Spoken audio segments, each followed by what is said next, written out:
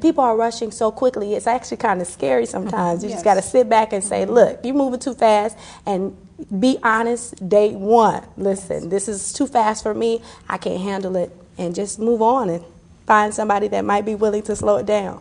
Okay. Ms. Ricks, tell us what is your time frame of getting to that next level where you feel that you're in love? Well, Dr. Joy, I really don't think there's necessarily a time frame when it comes to that. Again, you have to go with your feelings. You have to go with your gut. You do not want to put pressure upon any man to do anything.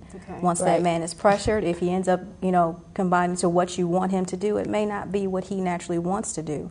And it's not going to turn out the way you want it to. So you just kind of have to go with the flow. You can't just say, okay, well, it's been 2 months now. Where are we? You kind of have to fill out the situation. And, you can communicate that to your partner or your boyfriend or significant other and make sure that you all are on the same page. I think that's extremely important. You should never assume anything. Okay. Now, you mentioned that the spirituality aspect of it, that God is not in this relationship. If you look at churches today, you see very little men in the church. So how would someone meet a godly man if they're not there?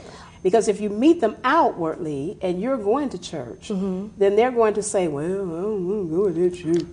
So you almost have to pull teeth to say, well, come on. And you don't want to badger someone with going. So what do you think about that, Ms. Ricks? Well, I don't think that the man is not necessarily godly because he does not attend church, first off. And secondly, that's a conversation that you need to have with that individual. And if he feels very strongly about not joining your church and you feel very strongly about him joining your church, then that's something that you guys would have to deal with initially. It's not something you want to sweep under the rug and think, okay, well, maybe further down the line he'll decide he wants to come. No, initially, if he said, no, this is not what I want to do, then you need to decide if that's something that you can work with or if it's something that you cannot work with. Okay. And that's interesting that you say that because people can change. Yes.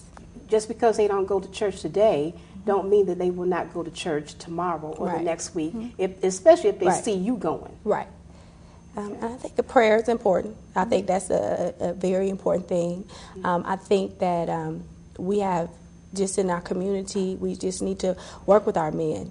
Just pray for them, making sure that we have the right fathers and the right leadership to lead them to the church.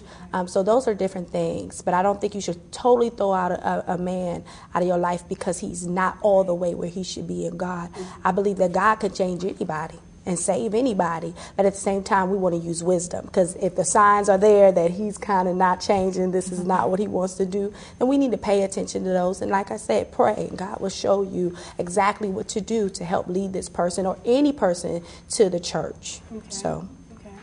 What about those people that, as Pastor Tate mentioned in the film clip that we did see, on the 4 stages that he had? What would be your stage, Dr. Burkeen? I haven't got past the first stage in a long time. What is the first stage? One of the first stages is just to get to know each other. I mean, that's just the basic. I want to know, what's your personality like? What do you like to eat? I mean, just things like that. That's the first stage, to see if we even compatible. We could just be friends. We could just be, something like that. And so I think that's the first stage. I think the second stage is really getting to know each other, going out in maybe more intimate settings and things like that. Intimate setting like what? When I say intimate, let me be clear about that. Intimate setting. I think at the beginning you do dates, out to dinner, things like that, to the movies. And then if you're stepping up a notch, then you might want to say, okay, let's go to a play or something more intimate, making more scheduling time in for that person, making that person a priority, thinking about them. I think we need to be a little more considerate about each other, and then moving on from there. Okay. And the third stage? At this point, I think that we would be girlfriend and maybe boyfriend. I think that's kind of immature statement, but at this time, I do believe that at this point you should be talking about, are you going to move into a serious relationship, or if not, then you need to be honest and say, look, this is maybe not where I want to be. I think that because we're older, maybe more mature, we need to be a lot more honest about wasting our time. And so if it's not going anywhere, we see these things, then we need to be honest about that. But if we see that our checklist is going, I'm going to be excited and I'm going to say, look, I know what you're doing. We're on the same page. Exactly. Let's make something happen. If not, that's fine too. I ain't pressuring nobody. But at the same time, there's no sense of wasting time. Exactly. And like Ms. Ricks mentioned, that it all depends on the person. You need to have a conversation with them. But you don't want to have this conversation on, hey, baby, what's our timeline? No timeline. You're not going to ask that question. And so many people, what they say is just let it flow. Yes. And that's the part that so many people have a problem with, of letting it flow. Right. Okay. So what about just one of your stages? Can you mention just one of your stages? I agree with what was said. When you get beyond of, oh my goodness, look at him, you get behind that. Right. Then you think, is there more to it than that? Is it just that person, that eye candy that I've seen, or is there something more to it? And that's where the conversations come in. And then I agree with the subsequent steps that were just discussed. Great. Well, we'll return with more responses after our commercial break.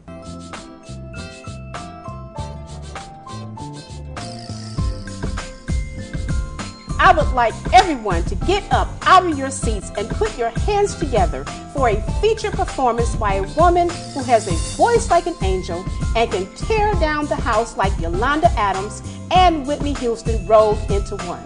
Ladies and gentlemen, please welcome Alicia Terry to the stage.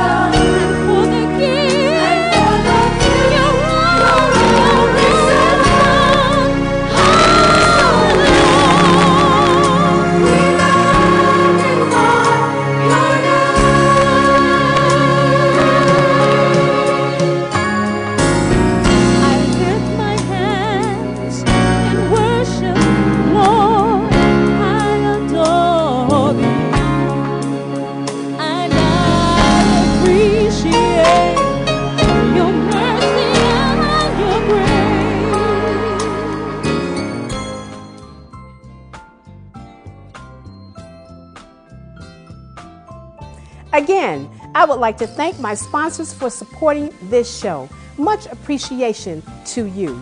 Have you ever thought about going back to college or even starting a rewarding career? Well, I have a place where you can do just that. Herzing University is the avenue for you that will capture your attention, motivate, and educate you to achieve higher heights. Call the number on your screen, 404-816-4533 for more information.